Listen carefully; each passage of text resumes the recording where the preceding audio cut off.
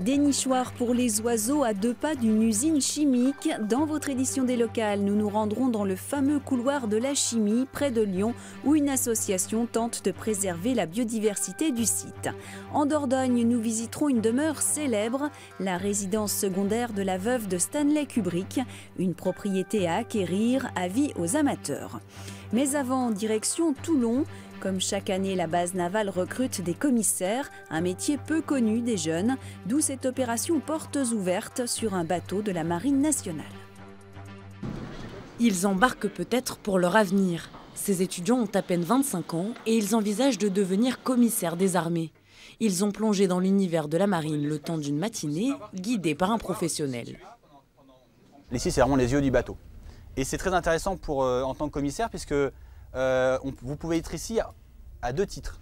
Le commissaire des armées gère principalement la logistique, les questions juridiques et financières, mais aussi les ressources humaines. Il faut savoir réagir vite et anticiper. C'est un poste avec de grandes responsabilités.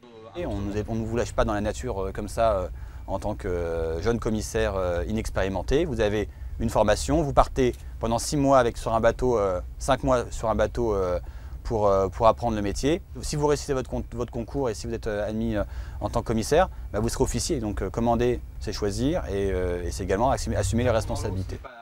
Pour passer le concours, il faut être titulaire au minimum d'un bac+3. La plupart des jeunes ici étudient le droit ou les sciences politiques et il est temps pour eux de trouver un métier.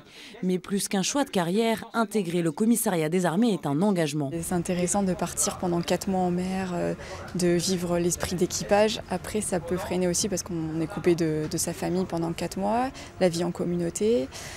Et après, c'est quand même des grosses responsabilités. J'étais déjà convaincu avant. Et c'est vrai que venir ici, être au contact des commissaires, c'est toujours un plus et ça me convainc encore plus, oui c'est sûr. Reste à passer les épreuves, écrites, orales et sportives. Ils auront les résultats au mois de juin. En 2016, 30 jeunes ont été admis sur près de 200 candidats. En Dordogne, la maison de la veuve de Stanley Kubrick est à vendre. Le cinéaste n'y a jamais vécu. Son épouse avait fait l'acquisition de cette propriété 7 ans après sa mort. En revanche, des personnes célèbres comme Nicole Kidman ont fréquenté ce magnifique manoir. Il y a 10 ans, une ancienne actrice d'origine allemande du nom de Kubrick achetait cette propriété de la Bastide de Dôme. Christiane Harlan était la 3e épouse de Stanley Kubrick. Décédé trop tôt, le géant du 7e art n'a pas connu cette maison, mais sa veuve l'a tout de suite adorée. Dès que nous avons franchi le seuil de cette maison et que Madame Kubrick, Christiane Kubrick, est arrivée dans ce hall d'entrée et a vu cette profondeur et cette transparence au fond du parc, elle a eu vraiment tout de suite un grand coup de foudre.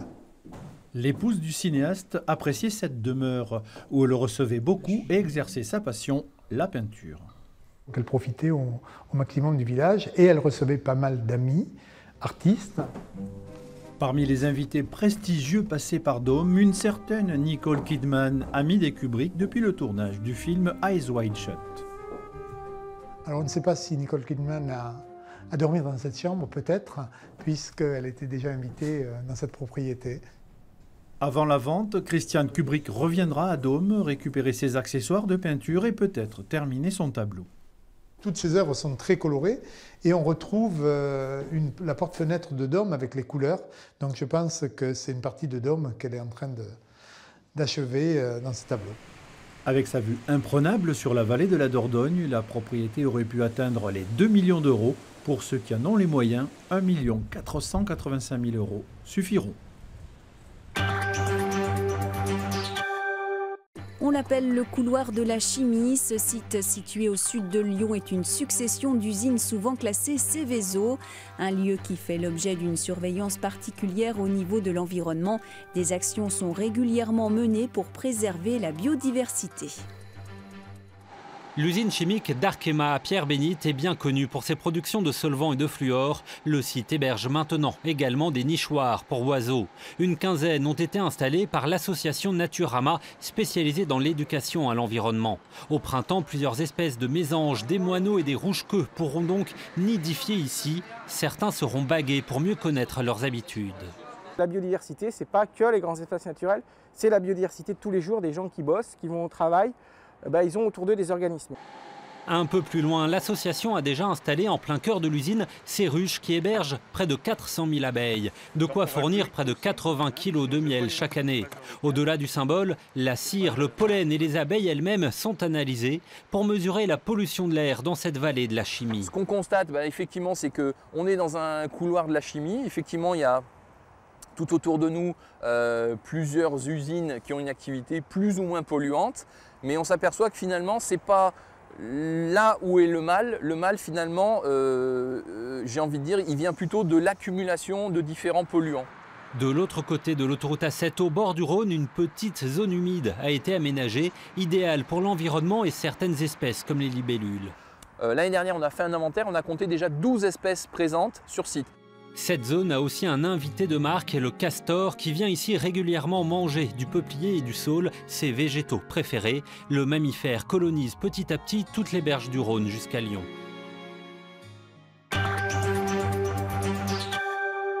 Et pour terminer, direction les côtes bretonnes de Plouguerneau. Niché dans les dunes, le sculpteur François Breton travaille sur un calvaire monumental, une œuvre spirituelle qui comprendra plus de 300 sculptures. Sur le port du Courréjou à Plouguerneau, on entend résonner les coups de marteau sur la pierre. Un atelier à ciel ouvert qui intrigue les passants. François Breton, ce sculpteur, revenu dans sa commune d'origine, après avoir travaillé à Paris, s'est installé ici pour y bâtir un calvaire de granit monumental. Cet endroit, chargé d'histoire, l'a inspiré. Parce que c'est un lieu où j'ai vu travailler plusieurs générations de goémoniers qui montaient le goémon, qui l'étalaient, qui le faisaient sécher. C'était vraiment un lieu de travail. Et maintenant, ce n'est plus qu'un lieu, disons, de promenade.